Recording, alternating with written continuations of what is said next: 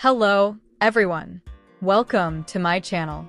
The night was supposed to belong to Victor and Nikki Newman, a rare moment when Genoa City's endless wars, betrayals, corporate battles, family crises, and old enemies were pushed beyond the gates of the Newman Ranch. But on the young and the restless, peace has always been most dangerous when it feels permanent, and Nikki seemed to sense that even before the first sign of trouble appeared. Victor had arranged everything with a kind of quiet extravagance Nikki understood better than anyone. Candles glowing across the ranch, soft music drifting through the room, flowers placed where she would notice them immediately, and small touches that reminded her of the years they had spent finding their way back to one another no matter how many times life tried to separate them. For once, Victor was not talking about Newman Enterprises, Adam, Victoria, Nick, or another enemy waiting to strike. His attention was completely on his wife. Nikki smiled as Victor took her hand, but there was something fragile behind that smile. She wanted to enjoy the evening, yet Matt's shadow had followed them home. She finally admitted what had been weighing on her heart, telling Victor that she wished they could simply erase Matt from their lives and close the door on the fear he had brought back into their family. Victor immediately reassured her that Matt would never be allowed to hurt her again. He spoke with absolute confidence, the way Victor always did when someone threatened his family, but Nikki knew better than anyone that Victor's promises could not control every danger. "I just want one night where I don't have to wonder what he's planning," Nikki confessed quietly, and Victor moved closer, telling her that Matt had already lost the moment he decided to come after the Newmans. Victor believed Matt had underestimated the strength of the family and, more importantly, underestimated him.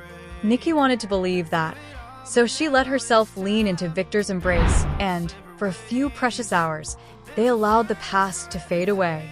Their conversation turned from danger to memories. Nikki teased Victor about the way he still tried to control every detail of their lives, and Victor gave her that familiar look that said he had no intention of changing. They laughed, danced slowly in the center of the room, and remembered all the times people had declared their love impossible only to watch them find each other again. Victor told Nikki that after everything they had survived, no outsider could take this away from them. Nikki rested her head against his shoulder, and for the first time in days, the fear left her face. But while Victor and Nikki celebrated inside the ranch, the audience would see the first chilling clue that their peace was already ending. Across town, Matt stood alone in a dark room staring at photographs, documents, and information he had collected about the Newman family. He was not acting like a man who had accepted defeat. He was acting like someone whose anger had hardened into something far more calculated. Matt understood that attacking Victor directly would only trigger Victor's defenses, so he had decided to target what Victor valued most. Nikki was not simply Victor's wife. She was his emotional center, the person whose pain could break through the armor he showed the rest of Genoa City. Matt's plan was not merely about revenge.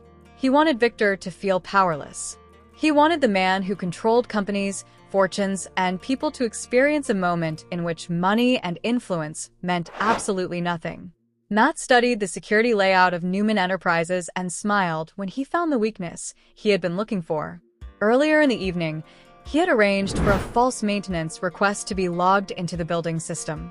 An employee who believed he was following routine procedure had unknowingly created the opening Matt needed. Everything had been planned around timing. Victor and Nikki would spend the first part of the night at the ranch, and Matt expected Victor to be distracted by the romantic evening. Matt knew Nikki well enough to anticipate that she might still want to stop by Newman Enterprises later because a family matter had been left unresolved. His gamble paid off when Nikki's phone rang during the celebration. Victoria had sent a message about documents that required Nikki's attention before an early meeting the following morning. Victor immediately told Nikki to ignore it. "Tonight is ours," he insisted. Nikki laughed and agreed at first, but she knew the issue could cause problems if it waited. She promised she would only be gone for a few minutes. Victor offered to go with her, but Nikki refused. She wanted him to stay at the ranch and finish preparing the surprise he had hinted was still waiting for her. "I'm perfectly capable of walking into Newman Enterprises without an escort," Nikki said with affectionate irritation. Victor reluctantly agreed, but told his security team to keep an eye on her. What neither of them knew was that Matt had already created confusion within that same security detail. Nikki arrived at Newman Enterprises later that night expecting an almost empty building. The halls were quiet, the lights dimmed except for the executive floor, and she felt a slight uneasiness as the elevator doors opened. She told herself she was being paranoid. Matt had gotten inside her head, and she refused to let him control every decision she made. She walked into Victor's office, found the file Victoria had mentioned, and began reviewing it. Then she heard a sound outside the door. Nikki froze. It was not loud, only the faint scrape of a shoe against the floor, but every instinct told her she was no longer alone. She called out, asking whether security was there. No answer came. Nikki reached for her phone, but before she could dial Victor, the office door slowly opened. Matt stepped inside. Nikki's face went pale. For several seconds, neither of them spoke. Matt seemed almost satisfied by the fear he saw in her eyes, while Nikki fought desperately not to give him the reaction he wanted. "You shouldn't be here," she said firmly. Matt closed the door behind him and replied that the Newman family had spent too long telling him where he did and did not belong. Nikki warned him that security would arrive at any moment. Matt laughed softly. "Victor's security?" he asked.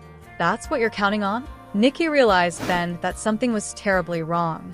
She tried to move toward the desk, hoping to reach the panic button, but Matt stepped between her and the door. He told her he had not come to negotiate, threaten, or ask for anything. He had come to send Victor a message. Nikki's fear turned to anger. "If you think hurting me will make Victor surrender, then you don't know my husband at all," she said. Matt replied that he was counting on exactly the opposite. He wanted Victor furious. He wanted him reckless. He wanted him to make a mistake. Nikki told Matt he would never win because Victor would never stop protecting his family. Matt's expression changed. "Then let him try," he said. At the ranch, Victor suddenly became restless. He checked his phone and noticed that Nikki had not responded to his last message. At first he assumed she was busy with the documents, but when he called and reached voicemail, his expression hardened. Victor immediately contacted security. The answer he received made his blood run cold. There had been a communications failure on the executive floor, and one guard had been sent downstairs by someone claiming to be from building management. Victor demanded that every security feed be checked. Seconds later, a technician reported that several cameras had gone offline. Victor did not hesitate. He grabbed his coat and headed for Newman Enterprises, calling Nikki repeatedly as he went. Back in the office, Nikki kept Matt talking, hoping to buy time. She asked what he really wanted and whether revenge against Victor was worth destroying his own life. Matt told her his life had already been destroyed and blamed the Newmans for everything he had lost. Nikki refused to accept that. She told him that people were responsible for their own choices, and every terrible decision he made belonged to him, not Victor. Matt's anger flashed. He accused Nikki of pretending she was innocent when she had spent decades standing beside Victor while he crushed everyone who crossed him. Nikki admitted Victor had made mistakes, but she insisted that nothing justified what Matt was doing now. "You can still walk away," she told him. "You can leave this building and choose not to become the man you're about to become." For a moment, Matt looked almost uncertain. Nikki saw it and pushed harder, telling him that revenge would not give him peace. But then Matt heard the distant sound of an elevator bell. His expression changed instantly. "He's here," Matt whispered. Nikki knew he meant Victor. She moved suddenly toward the door, but Matt pulled out a gun. Nikki stopped. The sight of the weapon changed everything. Her voice became quieter. "Matt, put that down." He ordered her to stay where she was. Nikki tried to remain calm, but her eyes were fixed on the gun. She told Matt that if he fired it, there would be no going back. Matt replied that there had been no going back for a long time. Outside the office, Victor moved quickly down the hallway with 2 security officers behind him. He called Nikki's name. Inside, Nikki heard him and shouted, "Victor, don't come in." Victor stopped for only a fraction of a second before rushing forward. Matt grabbed Nikki by the arm and pulled her closer. Victor entered the office and froze when he saw the gun. His entire body changed. The romantic husband from the ranch was gone. The ruthless protector of the Newman family had returned. "You let her go," Victor said, his voice low and deadly. Matt smiled. There he is. Victor Newman, the man who thinks he can control everything. Victor told Nikki not to move and kept his attention on Matt. He promised Matt that if Nikki walked out unharmed, there might still be a way for him to survive what he had done. Matt laughed and accused Victor of threatening him even while pretending to negotiate. Victor took one slow step forward. Nikki begged him to stop. Matt raised the weapon higher. One more step, he warned. Victor stopped immediately. Nikki could see the panic hidden beneath Victor's controlled expression. For once, Victor was not dealing with an enemy he could buy, blackmail, or intimidate. One wrong movement could cost Nikki her life. Victor tried another approach. He told Matt that whatever problem existed between them belonged to the two men and that Nikki had nothing to do with it. Matt answered that Nikki had everything to do with it because she was the one person Victor could not replace. Victor's jaw tightened. You want me? I'm right here, he said. Let my wife go. Matt seemed to consider it, but Nikki suddenly realized he had never intended to leave peacefully. His eyes were too wild, his hand too tense around the gun. She saw Victor preparing to move again and knew exactly what her husband was about to do. Nikki shouted his name just as Victor lunged forward. The room exploded into chaos. Matt spun toward Victor. Nikki instinctively stepped between them, and a gunshot echoed through Newman Enterprises. For one horrifying second, everything seemed to stop. Nikki's eyes widened. Victor stared at her in disbelief. Then Nikki looked down and saw the blood spreading across her clothing. Nikki, Victor shouted. Her knees gave way, and Victor caught her before she hit the floor. Matt stood frozen, apparently shocked by what had happened, but Victor barely looked at him.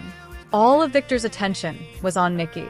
He lowered her carefully to the carpet, pressing his hand against the wound as Nikki struggled to breathe. Stay with me, sweetheart, Victor begged. Look at me. You hear me? Look at me. Nikki tried to speak, but her voice was weak. Victor shouted for security to call an ambulance. The guards rushed toward Matt, who finally reacted and tried to run. One guard tackled him near the doorway, while another kicked the weapon away. Matt screamed that this was Victor's fault, but Victor did not even turn around. Nikki was fading in his arms. Her hand reached weakly toward Victor's face. I'm sorry, she whispered. Victor immediately shook his head. No, you don't say that. You have nothing to be sorry for. Nikki told him she had only wanted them to have one peaceful night. Victor's face crumpled for the briefest moment before he forced himself back under control. We will have 1,000 more nights, he promised. You're not leaving me. Do you understand? Nikki's eyes closed. Victor panicked. Nikki, open your eyes. She opened them again, barely. Sirens could be heard approaching in the distance. Victor kept talking to her, reminding her of the ranch, their dance, the music, and the promise they had made earlier that nothing would separate them. Nikki attempted a faint smile. Then the paramedics arrived. They worked quickly, asking Victor to move back, but he refused until one of them explained that they needed room to stabilize her.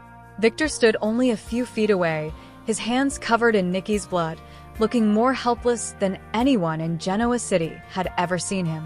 When the paramedics rushed Nikki toward the elevator, Victor followed. As the doors opened, he turned and finally looked at Matt, who was being restrained by security. The expression on Victor's face was terrifying. If she dies, Victor said quietly, there is nowhere on this earth you can hide from me. Matt stared back, but for the first time, he looked afraid. At Memorial Hospital, word of Nikki's shooting spread rapidly through the Newman family. Victoria arrived first, nearly running through the doors. She found Victor in the waiting area still wearing the blood-stained shirt he had been wearing when Nikki was shot. Victoria stopped cold. She had seen her father angry, grieving, and frightened before, but never quite like this. Dad, where is Mom? She asked. Victor told her Nikki was in surgery. Victoria covered her mouth and began to cry. She asked how this could have happened when security was supposed to protect them. Victor blamed himself immediately. He said he should never have let Nikki leave the ranch alone. Victoria insisted it was Matt's fault, not his, but Victor would not accept comfort. "I promised your mother he would never hurt her again," he said. "I promised her." Adam arrived next, followed by Nick once he received the news. The family's old disagreements disappeared instantly. Nick demanded to know where Matt was, and Victor told him Matt was in police custody. Nick's anger erupted. He said Matt deserved to pay for what he had done, but Victoria warned him not to make things worse. Adam, usually the one expecting Victor to take control, seemed shaken by his father's silence. He asked whether there was anything he could do. Victor looked at all three of his children and told them there was only one thing that mattered. Nikki had to survive. Inside the operating room, doctors worked to stop the bleeding. The bullet had caused serious damage, and every minute mattered. Back in the waiting room, Victor sat alone for several moments while the children spoke quietly nearby. He remembered Nikki laughing at the ranch only hours earlier. He remembered her telling him she wished Matt could disappear from their lives. He remembered promising her she was safe.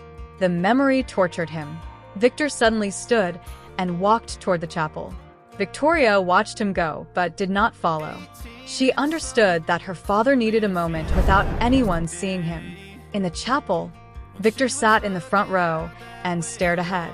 He was not a man who often admitted helplessness, but there was nothing he could control now. "You listen to me," he whispered, speaking to whatever force might be listening. "You bring her back to me." His voice broke. "She has fought too hard. We have fought too hard." He lowered his head. "Take anything else. Not her." Meanwhile, Matt's interrogation began at the police station. He claimed the shooting had been accidental and insisted Victor had caused the situation by rushing him. The detective refused to let him shift responsibility. Matt argued that Nikki had stepped into the line of fire, but the evidence showed he had entered Newman Enterprises armed and deliberately confronted her. Matt then made a disturbing statement. He said Victor would destroy himself now because fear always turned Victor into his own worst enemy. That comment would later become important because it suggested Matt might have planned far more than the shooting. At the hospital, a doctor finally entered the waiting room. Victor immediately stood. Victoria, Nick, and Adam gathered around him. The doctor explained that Nikki had survived surgery, but her condition remained critical. The bullet had caused significant blood loss, and the next several hours would determine whether complications developed. Victor asked the question everyone was afraid to ask. "Is my wife going to live?" The doctor answered carefully that they were doing everything possible, but there were no guarantees. Victor closed his eyes. Victoria reached for his arm. Nick looked away, fighting tears. Adam stared at the floor. The doctor told Victor he could see Nikki briefly when she was moved into intensive care. When Victor finally entered Nikki's room, the sight nearly broke him. Nikki looked small and fragile, surrounded by monitors and medical equipment. Victor walked slowly to her bedside and took her hand. "Hey, baby," he whispered. Nikki did not respond. Victor pulled the chair closer and told her that the children were outside waiting for her. He said Victoria was trying to act strong. Nick was furious. Adam was pretending he wasn't scared, and none of them knew what to do without her.